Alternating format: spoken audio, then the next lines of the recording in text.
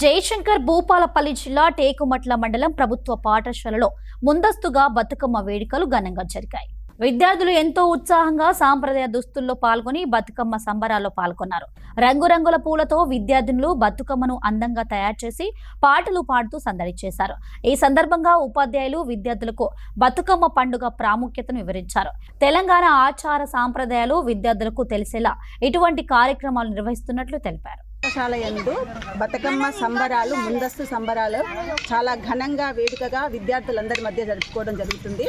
ఈ యొక్క బతుకమ్మ యొక్క ప్రత్యేకత ఏమిటంటే, పూర్వము చోళ దేశాన్ని పరిపాలించినటువంటి భట్టురాజు అండ్ సత్యవతి దేవి గారి ఒక యుద్ధంలో ఓడిపోవడం జరిగింది. ఆ యుద్ధంలో ఓడిపోయిన తర్వాత వాళ్ళు అడవులకు వెళ్ళడం జరిగింది. అక్కడ భట్టురాజు సత్యవతి దేవి ప్రతిరోజు శ్రీ మహాలక్ష్మిని తన మనసులందు ఉంచుకొని పూజలు చేస్తూ శ్రీ మహాలక్ష్మిని మా గర్భంలో జన్మిస్తే బాగుండు అనే కోరికతోటి ప్రతిరోజు పూజించేవాడు. చాలా భక్తి శ్రద్ధలతో పూజించినట్లయితే ఆ శ్రీ మహాలక్ష్మి కరుణించి తన గర్భంలో జన్మించడం జరిగింది.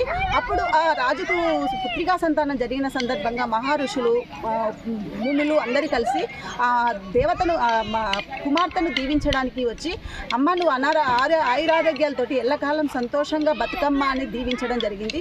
ఆ రోజు నుండి ఆ శ్రీ మహాలక్ష్మిని బతుకమ్మ పేరుతో ప్రతి సంవత్సరము మనము అత్యంత వైభవంగా 9 రోజులు ఘనంగా వేడుకలు జరుపుకోవడం జరుగుతుంది. శ్రీ మహాలక్ష్మిని దుర్గామాత రూపంలో కూడా మనము ప్రతిరోజు దుర్గామాతను ప్రతిష్ఠించుకొని కూడా చాలా వైభవంగా బతుకమ్మ సంబరాలు మన తెలంగాణ రాష్ట్రంలో అంగరంగ వైభవంగా జరుపుకోవడం జరుగుతుంది.